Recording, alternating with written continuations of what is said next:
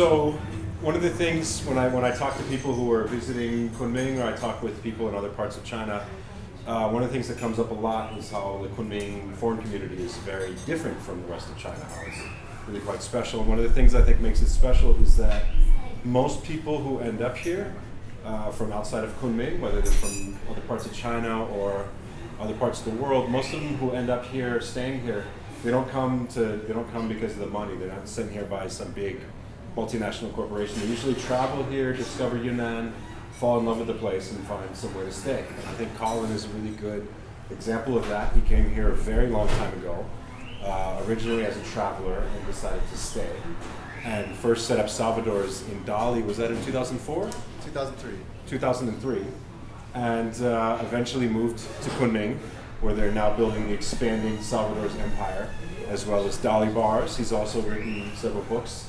And he's a really important part of our community here, a big part of the outdoors scene, and a writer, and involved in a lot of charity and a lot of just the community. So he's a really old friend, and he's seen and done a lot. And I think his book is also very special. And if you haven't read it yet, now it's a good time to learn a bit about it, and you have a chance to get a copy as well.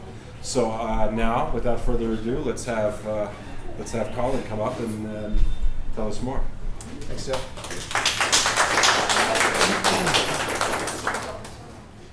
So there's a lot to be worried about in the world right now, but for some reason this scares me more than just about anything. So please bear with me as I get through some of the trickier parts of the presentation.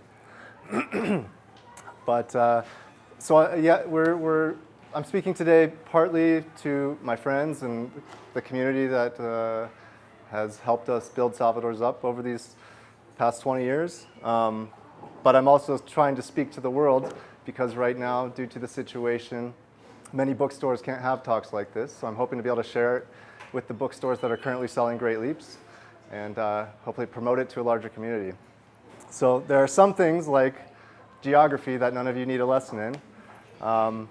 But right now we are sitting in Salvador's Loft, one of our 3 restaurants at this intersection in Kunming, in southwestern China, the capital of Yunnan province. I have now been here 17 years, in Yunnan for 18 or 19 years. And Yunnan's a special place. It's bordering Laos, Vietnam, Myanmar, the Tibetan Plateau up in the northwest. Of China's more than 50 recognized ethnic minorities, nearly half of them are located in Yunnan. Geographically, it's also very diverse, as India kind of crashed up into the Tibetan Plateau. Where are we here?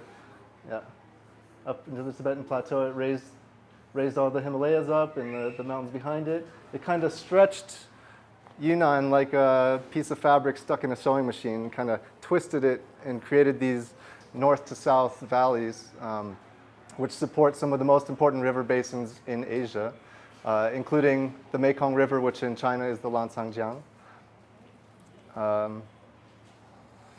In 1998, I made my first trip to China. The green line is what I traveled by land in 1998. I took a year off of college. I went to the University of Colorado. I took a year off to do some traveling, some study, really just learn a bit about the world. I was only 21 when I started, and just went off on my own. Went through Beijing, Xi'an, up through Gansu province, down into Qinghai, Tibet, up into Mount Kailash, did the trek around Mount Kailash, and down into finishing in Nepal, India, and Thailand.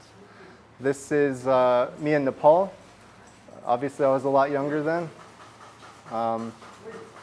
My interest really came from, at first it was Chinese history, Chinese philosophy. I was big into Taoism and Tibetan Buddhism. I loved studying stuff like that and Chinese history. And really what I came to China for was to look for that. I had a particular interest in China's hermits, like the mountain hermits who would write poetry like Han Shan, or some of the Japanese hermits like Basho. I was fascinated with that stuff. So I came to China almost expecting to find that. And really what I found was something totally different. I'd always valued the idea of living in nature. I think there was a part of me that wanted to find a hermit, build my own little wooden or stone house, live there and just write. I always wanted to write. But when I started experiencing it for myself and really seeing China's countryside, I realized how hard it was. It's hard to grow up in a village where the chickens and dogs and mice keep you up all night, and then you've got to go pick tea for 10 hours in the hot sun. It's a tough life, and it was something I really learned to respect. And but I did realize that wasn't the life I wanted anymore. And I became more and more fascinated, really, with how China was dealing with change. I think no other part in the world has seen change like China has experienced over the last 20 years. And luckily I've been able to see a lot of it. This is the bridge connecting Tibet with Nepal. And after my first trip in 1998, I got to this bridge. I was so tired. I was 21. I'm a shy guy. I had to argue with every bus driver. I had to elbow people out of my bus seat. All these things I'd never learned to do when I was younger. And it really it wore me down. And when I got to this border, I was pretty much sure I was never coming back to China.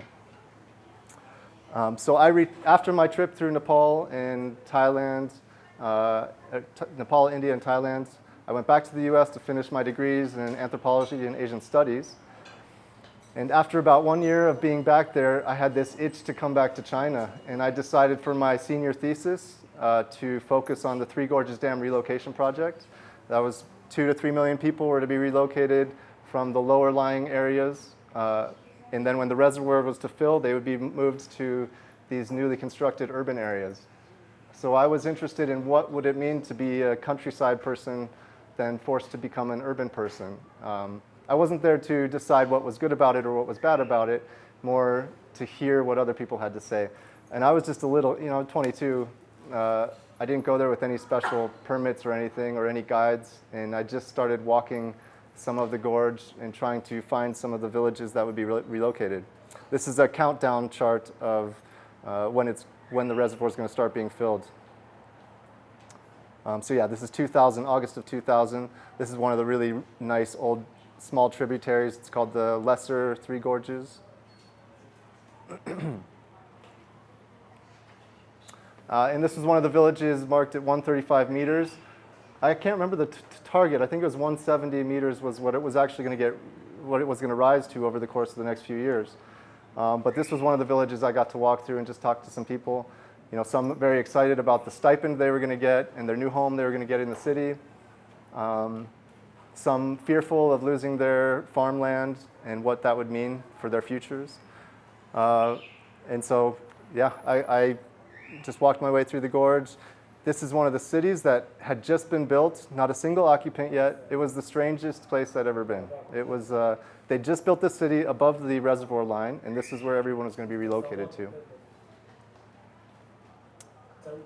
So I went back to the US to finish my degrees, finish my thesis, and was working at a bar in Boulder, Colorado, was managing a bar, and one of my coworkers had spent a lot of time in Dali, and he had stayed at this martial arts temple in the mountains called Wu Wei Temple.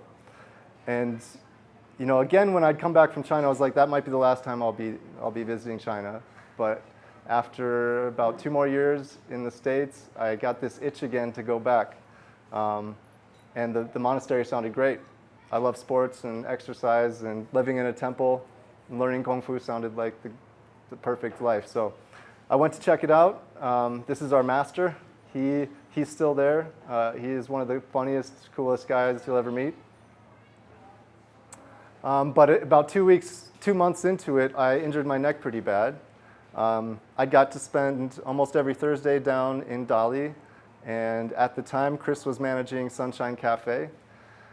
The first day I met him was in end of 2001, I think, or early 2002, and our friend Rongjie brought us up to the mountains. We brought a frisbee, we brought some boxing gloves, and we had a little sparring match. And he's a wily dude, so I think he ducked and dodged a few of mine and then caught me across the chin, I was seeing green on the ground for about 10, 20 seconds. He likes to say he knocked me out, but it was more dizzy. TKO. And since then, we became good friends. We basically were just hanging out in Dali. He was working. I was trying to figure out what I was going to do. But the more we talked and the better friends we became, there was a vacancy in Dali for quality coffee and just sort of that cafe atmosphere that I grew up with and that I still love. And we talked about opening our first cafe in Dali. And in 2003, we opened Salvador's Coffee House. That was Chris's idea for the name because Salvador Dali was one of his idols, and Salvador's in Dali kind of just was the perfect match, so we went with that. Dali is a very special place. It's got this huge lake, Arhai Lake, these beautiful mountains behind it, the Tangshan Mountains. 20 years ago, I mean, for me, it was just ideal. It was the greatest place, and there was no way I was leaving. And about 12 years ago, someone commissioned us to do a motorcycle trip around Tangshan and video it with the idea that maybe we'd make a documentary series that would sort of follow the same route and maybe do more up in Western China. So we've got that video I'm going to show you right now.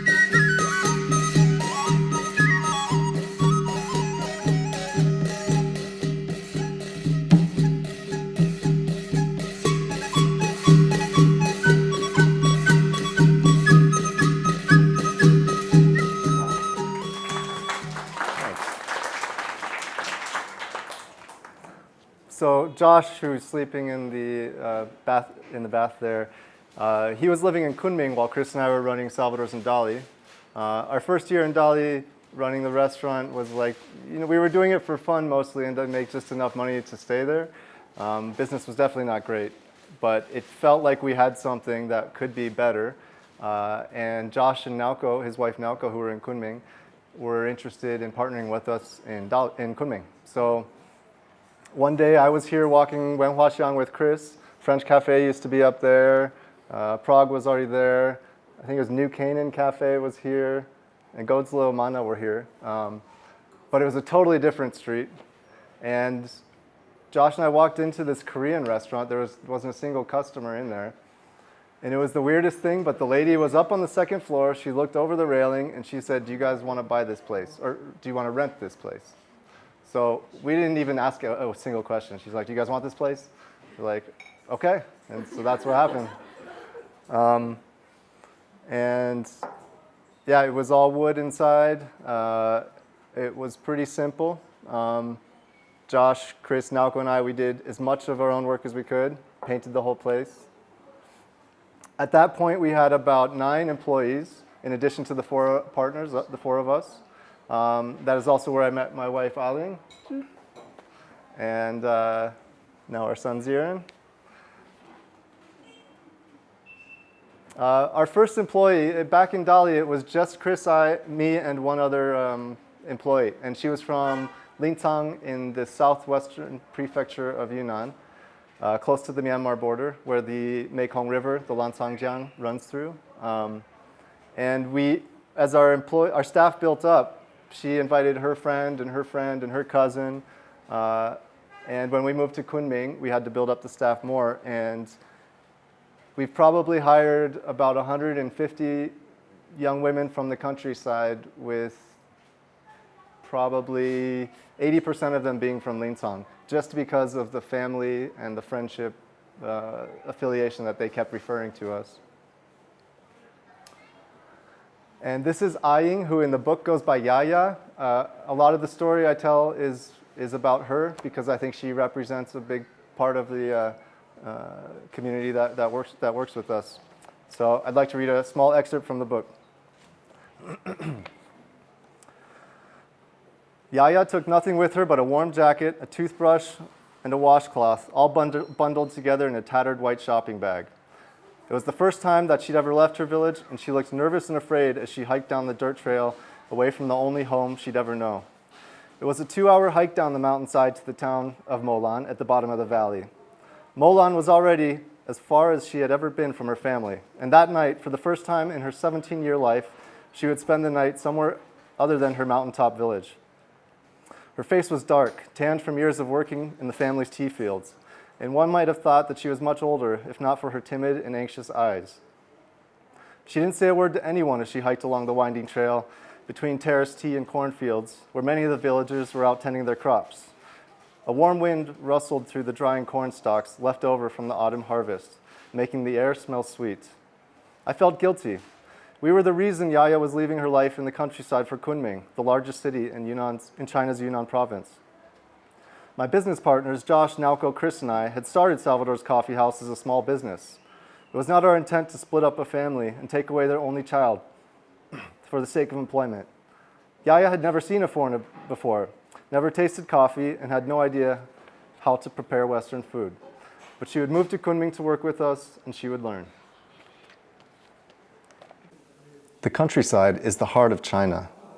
The country's popular cities or historical sites will only reveal the outer layers of a much more complicated culture and society. The core of the country exists in modest homes near rice paddies, along twisting mountain trails, next to small rivers and streams, and in deserts and high plateaus. There are nearly 1 million villages in China, home to over 700 million villagers. It is in these villages that Chinese tradition is more than just a show for cameras. It is simply the way of life. Yaya grew up in Dalubian, a village far removed from the modern urban China that we've often read about. While urban girls her age went to school, shopped, and joined internet chat rooms, she tended her family's tea, corn, and rice fields and fed pigs, cows, and chickens. While urban girls were getting their nails done, Yaya's hands grew strong and calloused. Her family labored long hours to earn an income of about $50 per month from their tea and walnut trees. But they also raised all of their own food. So although Yaya worked hard, she ate well. The elementary school in Dalubian was a half-hour walk from her home, but the nearest high school was over 2.5 hours away. So Yaya, along with most others in her village, never planned to attend high school. Instead, she aspired to find work somewhere outside of her village, somewhere where she could make enough money to send cash home to her mother and father. She hoped that perhaps one day she could build them a new home. When Yaya's mother was only 3 months old, she fell into a fire that disfigured her hands and half of her face. Villagers in Dalubian depend on the ability to harvest crops and pick tea leaves in the fields. The permanent damage the fire had done to her hands made this kind of work nearly impossible. She was eventually married to a man who was mostly deaf. It is village tradition to pair up handicapped men and women. Most men from Yaya's village found work in construction, but such opportunities were not available for the deaf. So as a young girl with 2 handicapped parents, Yaya had to take on much of the workload. The day she left her village to work at Salvador's was more than just an opportunity for her. It was an opportunity for her family. After Ali's wedding, we hiked with Yaya down the mountainside to where our driver awaited us. She was silent and visibly nervous as she stepped onto the bus destined for her new life in Kunming. I thought back to the day when I took my first trip across the Pacific from the US to China. I remembered how nervous I was and how I had no idea what to expect. I could only imagine how Yaya felt. In a way, my transition to China was easier than Yaya's to Kunming. For her, Kunming was a more foreign place than it was for me. I at least understood how cities worked, but for her there was no such familiarity. Like me, she would be considered an outsider by those from the city, but unlike me, she was just another farm girl coming to the city to look for work, looked down upon by urbanites for lacking culture and education. Josh, Naoko, Chris, and I had also moved far away from our homes in the US and Japan in search of something more. We left everything behind to move halfway around the world, eventually found each other, and went into business together. With Salvador's Coffee House, we found our place in Kunming. We could only hope that with us, Yaya would find hers too. We knew that our responsibility for Yaya and the rest of the employees went beyond simply providing a fair salary and safe working conditions. Salvador's was a bridge to their new futures and an opportunity for success in the city. 2 years after Yaya left her village to work at Salvador's, nearly 10 years after the four of us left, Josh, Chris, and I returned to meet with Yaya's parents. We sipped on tea and munched on hemp seeds, a local snack, while talking up Yaya's accomplishments at Salvador's since leaving the village. The small courtyard of Yaya's family was nearest the top of the hill in her village and overlooked a wide valley. Hillside steps were carved into terrace plots of corn and tea and lined with walnut groves. We could see plumes of smoke rising from the valley floor as farmers cleared space for new crops by burning the old ones. Yaya's mother brought out a big plate of peanuts and sunflower seeds. As we took in our surroundings, we were surprised to discover a newly tiled house with a separate kitchen and another house extension that appeared to be under construction. This was a costly undertaking for any village family, let alone one with 2 disabled parents. Yaya's mother, noticing our curious looks, pointed her scarred finger towards the house. Proudly she said, "Yaya built this."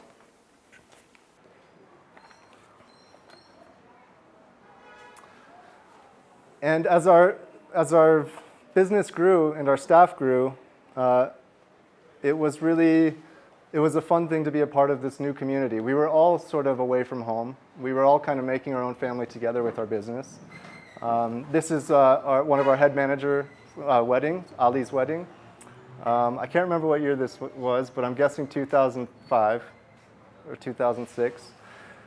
And back then when we had 9, 10 employees, we could go to everybody's wedding. We all celebrated everyone's birthdays together. But as our staff grew, that became a little more difficult. And they were giving us so much, as we, of course, Josh, Naoko, Chris, and I, we wanted to make a business that was profitable. We wanted to, give ourselves more opportunities in the future. But I think we all made this agreement with each other that we wanted that for the people we worked with as well. And we weren't sure how to do that. But in 2008 or 2009, we started making trips to visit with every one of our employees' families. So most of them were in Linzhang.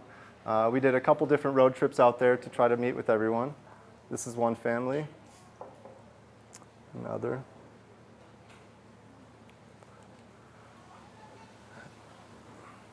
And for me, China's countryside is a place now that in the past I would have wanted to live there. I thought that's where I wanted my life to be. But for me now, it's a place I love to visit, but it's really hard to live there. I know many of you have had the same experience as me. Audrey.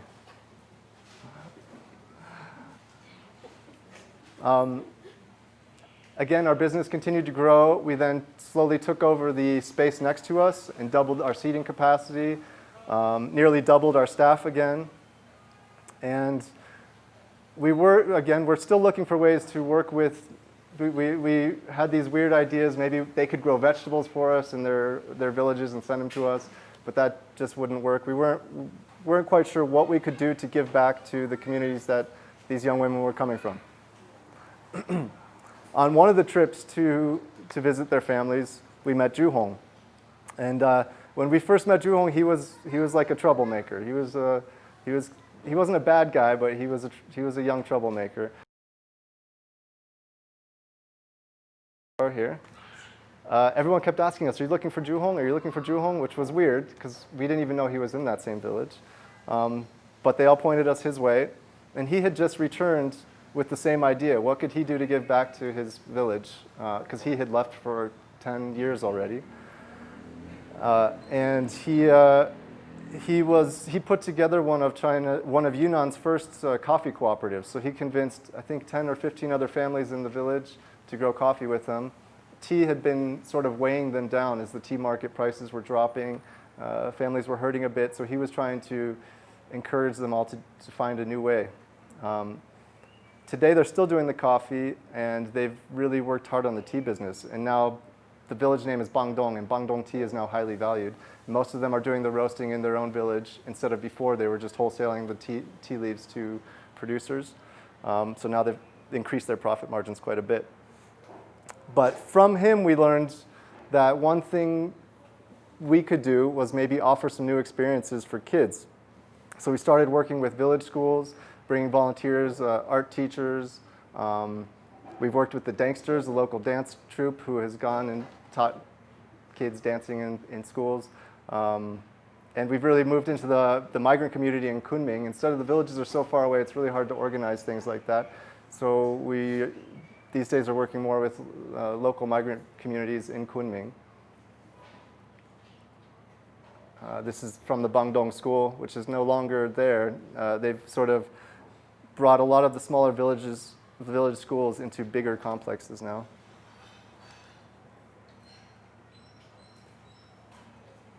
I think it was in 2009 that we partnered with China California Heart Watch, whose mission is to find as many children in Yunnan who need heart surgery but can't afford it or don't have the means to get the right treatment, to provide that for them.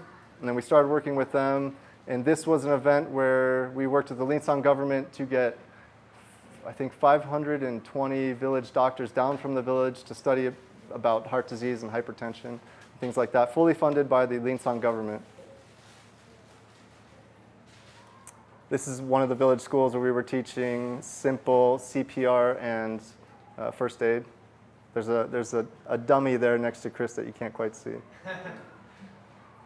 Chris showing off his juggling skills. And again, yeah, opportunity is a big thing for us, for ourselves and for our staff. We're always hoping we can have new experiences and new opportunities together. We had done a lot of rock climbing trips. We'd done lots of team building stuff. But it was in 2014, maybe, that we went for something bigger, and we organized with our staff to travel to Thailand. And I've got a short video on that I'll show you as well. Yo traigo para ti algo excitante, mi jarabe te levanta de la tumba, es un jaleo pa' que siempre estés adelante, un poquito de melazazón y rumba, es un pasito que te voy a enseñar, un venenito que sé que te gustará, y cuando aprendas a bailarlo con sabor, te aseguro que este ritmo gozarás.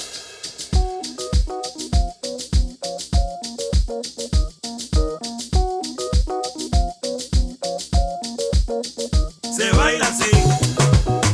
Se goza más, se baila así, se goza más, se baila así, se goza más, se baila así, se goza más, se baila así, hay que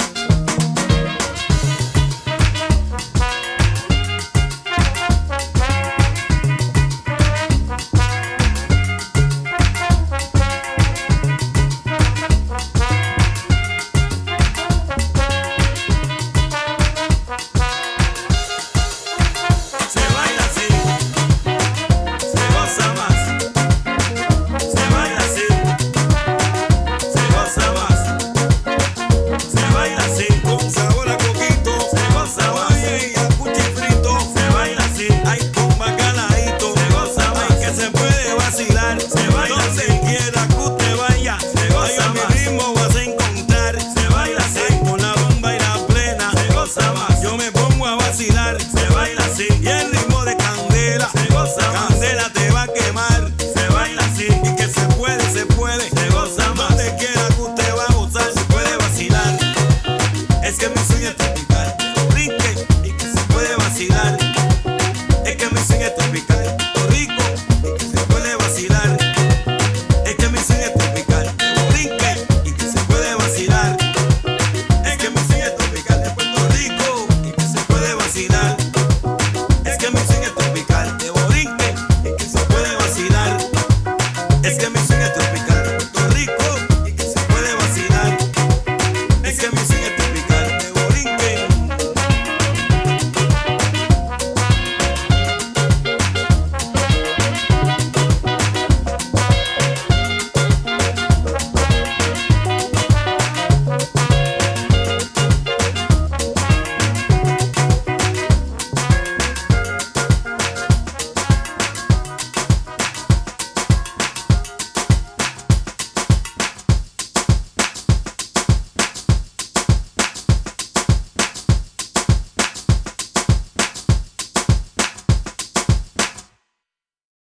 So this was a big opportunity for us, and hopefully for everybody who got to go.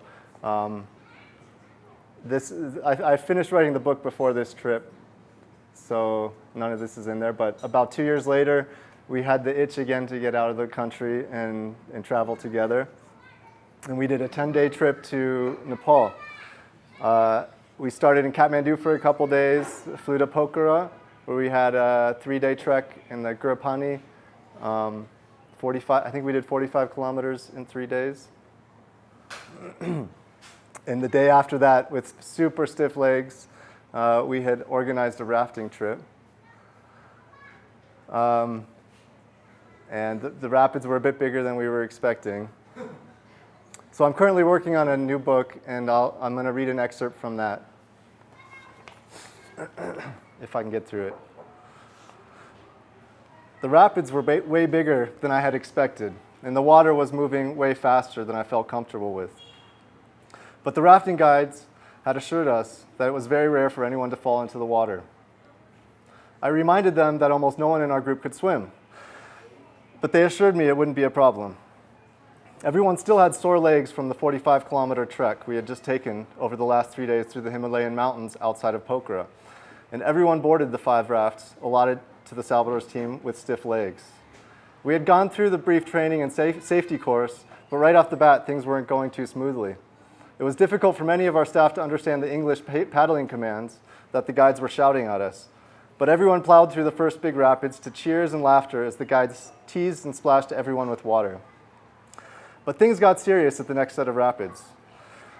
Chris's raft was up ahead, and I could see his team get stranded on a boulder right in the middle of the rough section.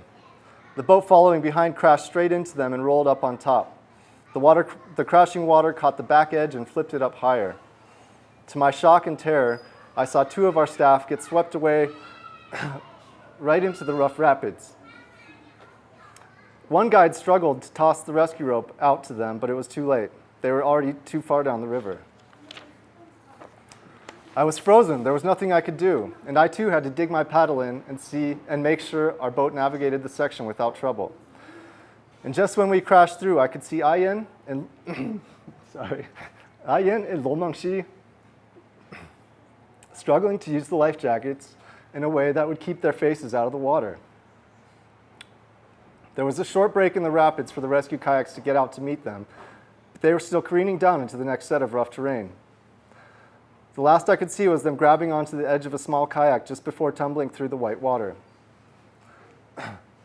Just the day earlier, Lo Mengshi had told me she didn't want to participate in the raft trip. I made an argument for why she should and told her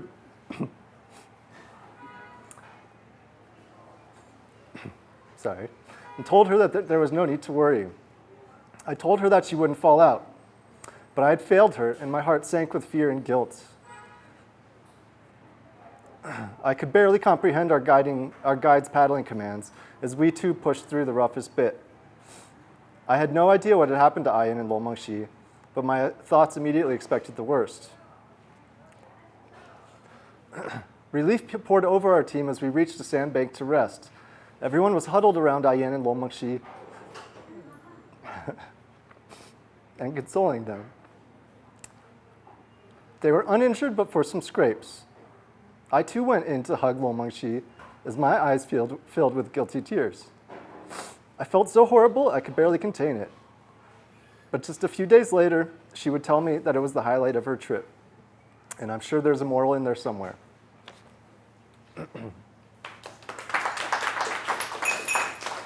Thank you. Sorry. So, the question I get most often is why about the book is one, why did I move to China? And why am I still here? And two, why did I write this book? The first question is really hard to answer, and I don't know if you guys all struggle with the same as me of why I moved out here. I was interested in Chinese history and philosophy and all that, but that isn't really the China that is the country that we live in. That's what we get to read about in books, and I still love reading about it, but that isn't really what China is. And for me, writing the book was an opportunity to show the side of China that I thought the West especially never read about, which was the countryside, which when I started this book, I think I started it 15, 16 years ago, was still more than half of the country. That's since then shifted a bit. So I think rural China is maybe 40% of the country, or just over 40%. But I wanted to bring that part of China to, into this book. And I've been lucky. I've been lucky to be granted a unique window through the people that I work with. And that was my goal in writing this book. China changes fast, and it's hard to keep up. You can't just hold on to the past for the sake of holding on to the past. A big part of change is that it's inevitable. That's something I think that I didn't, my first time in China, that wasn't something I understood. But I think it's something that I've learned to understand now. And really, this book was also talking about how China has changed because of the migration from the countryside to the city. And our staff is was what really taught me about that. Now, however, it's really reversed. And as China's cities have been remade for the past 20 years, now it's really moved into the countryside. And again, not to say it's bad or it's good, it's just change, and it's happening quickly. I'm hoping to finish another book next year that would talk mostly about that.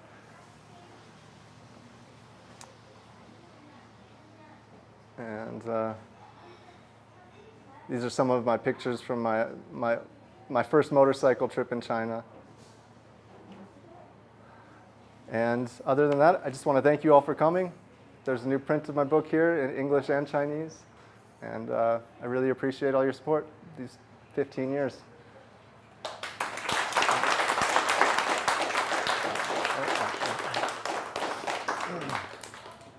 And if anyone's got any questions, I'd love to answer, as long as it doesn't make me cry again. So you're talking about how the West in particular, but probably people all around the world, don't really hear much about what's going on in China's countryside and don't really understand it very well. What do you think are the things that they miss most about that, or the things that they go most sort of unnoticed or untold? Yeah, I think life in general, not even just in the countryside, but in the city, the average person's life is, everyone's just the same. Everyone's the same everywhere, and I think it's a huge error we have growing up thinking people in other countries are very different from us. I've traveled a lot in Asia. I haven't traveled in other parts of the world much. I do hope I change that at some point. But my experience in Asia is really wherever you go, there might be different clothes, different houses, different scenery, but the people really are all the same. And I think that's something people miss out on when they read about China in the news, or they think of China in terms of panda bears and skyscrapers and Shanghai and Beijing, when really it's a huge country with incredible diversity, and 1.5 billion amazing people.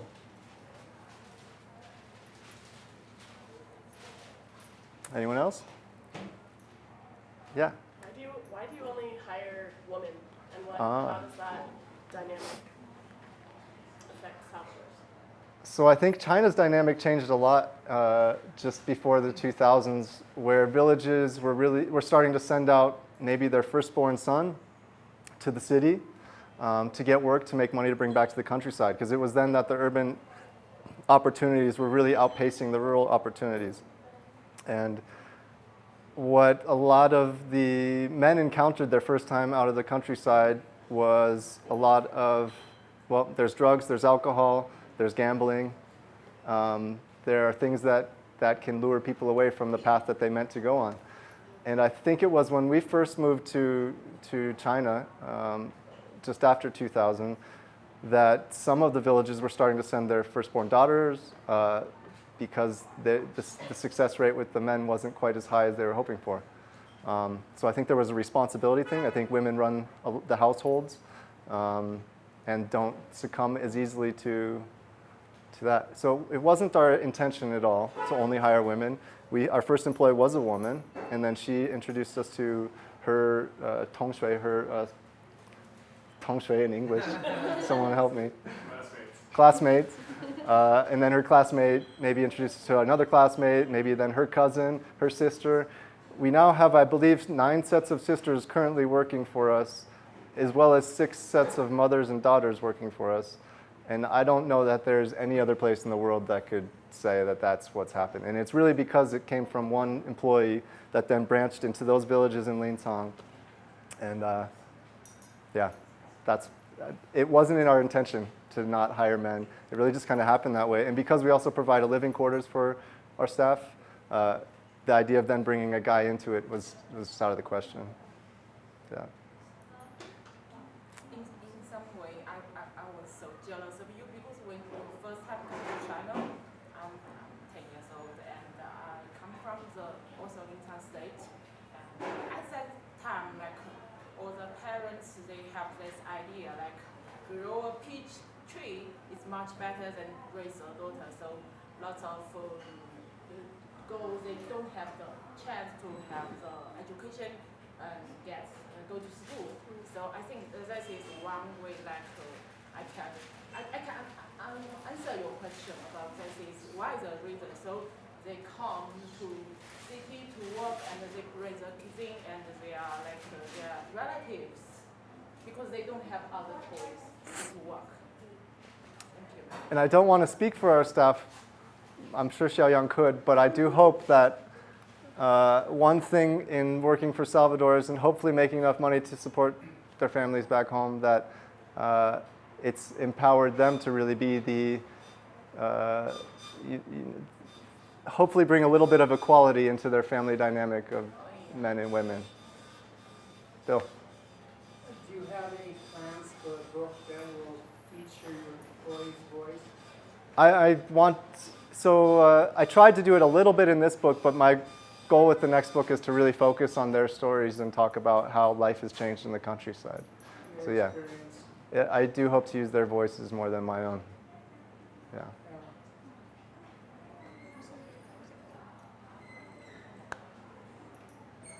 Anyone else? If not, yeah.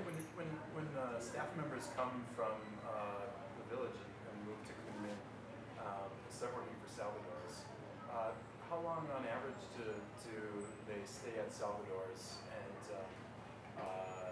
what have some of your staff members in the past after Salvador's, where do they go? Or do they go back? Or do they go and do different things? Any stories or thoughts Cool. about that? Yeah, definitely.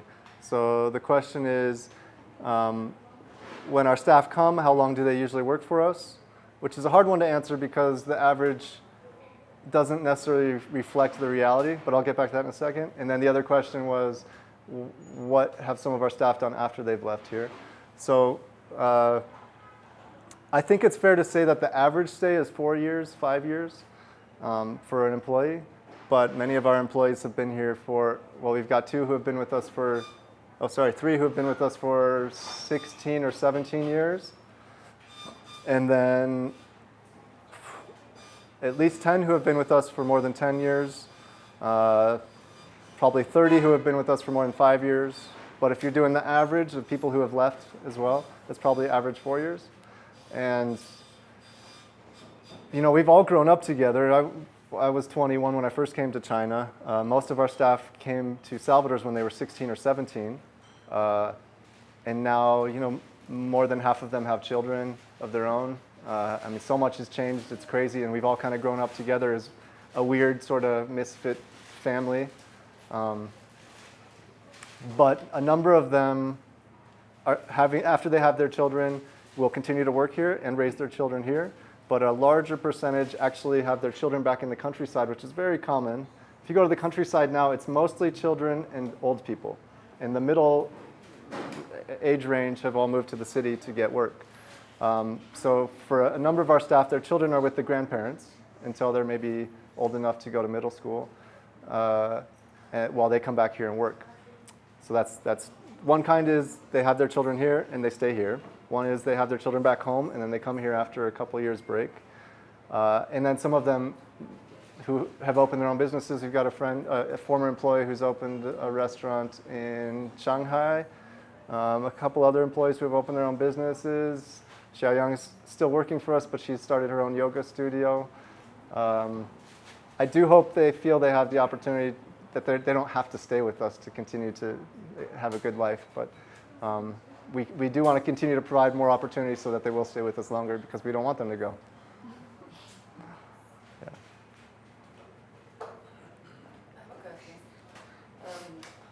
The first time I come to Kunming, the first night I met Grace and met Salvador, and that's only been 7-8 years.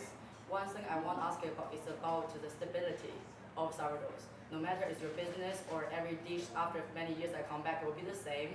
The people will be the same, and the atmosphere mostly, and that community atmosphere feeling of people taking care of each other through your platform, more or less, this community area, atmosphere. I want to ask, as owner, you and Chris, so many years already, over a decade already, what is the key element or elements that made this steadiness? I think, so she's asking how has our business stayed stable even with all the change? Not only Salvador, also like the stable with Lingcang relationship, your girls, low staff flow, right.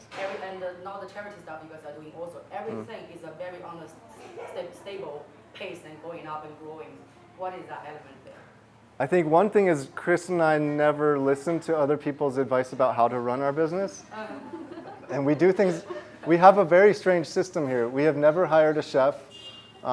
Everyone who's come to work for us started as a dishwasher, learned to become a baker, learned to make coffee, learned to make ice cream, learned to become a chef, and a number of them then become managers. We've got 14 managers, I think, now. And everyone does every job. Their shifts change every week. So what that does is causes some problems because we don't have a professional chef that the food consistency can kind of waver. But overall, anyone can step into anyone's role. Someone gets sick, the other person can come in. Someone wants to take a vacation, we can continue to work together. And I think more important than that, I mean, I've worked in restaurants most of my adult life, and there is this huge gap between the kitchen and the front of the house. They hate each other. They almost always hate each other. The kitchen hates that the staff outside get all the tips, and the staff just, yeah, it's a difficult thing. I think the way we run it is everyone has sympathy for each other's job. Everyone knows the difficulty and of everyone else's job, and I think that overall keeps the business stable, even though we don't have a consistency necessarily in how the food is made because there's so many different people making the food. But I think that I don't know that another business runs their business that way either. So I do think that's one reason it's worked for us. I can't say it would work for everybody. We've also brought in Tichang, English, commission based on sales. So the staff get access to that. We brought in profit sharing a few years back. We try to keep adding new benefits because China's changed fast. What we used to pay our staff now, what we used to pay our staff 17 years ago would be criminal now. But that's what it was. And so I think Chris and I are very focused on always adjusting the business to fit. We don't want to stay stagnant. And so we're always trying to come up with new dishes, new ways to improve our customer service, new ways to improve health and safety, and new ways for our staff to have more opportunities or more access. Yeah.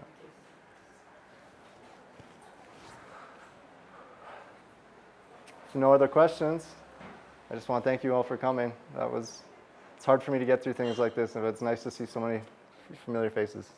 So, thank you. Oh, sorry, one more question. So yeah, the first Great Leaps came out in 2012, 2013, when was it? Maybe it was 2014, yeah. Or 2013, yeah. So I think that like the nature of how your book came out and the kind of audience it has and stuff, you've probably had more interaction with your actual readers than a lot of writers have had. So has there been anything really surprising about the kind of feedback you've gotten or what you've heard from your readers? Yeah, so the question is, because a lot of the books that we sell have been sold at the Mandarin bookstore around the corner or at our restaurant. And now I finally have an opportunity to reach a greater community in the world, but for the most part, most of our customers have been our restaurant customers. And so I have to interact with them all the time, and I get feedback from them all the time. It's funny because I think having the story makes them really appreciate the business more, and having the business helps them appreciate the story more. So the two have worked together nicely. In sense, getting it translated into Chinese, Hu Xiaoyang helped with the first draft helped edit the second draft of. It's brought this whole new community in. We've got someone here who, she was in a library just down the road, and she found it on the library shelf. Randomly, never been to Salvador's, but she's from Kunming. And she came in with her friend, and they bought 2 copies, and we had about an hour-long discussion about the book. And I think for Chinese, they really like to see, for them it's seeing the countryside in a new way too, or seeing China in a new way. But through a foreigner's eyes, obviously it's going to be different. And so I've gotten a lot of appreciation for that.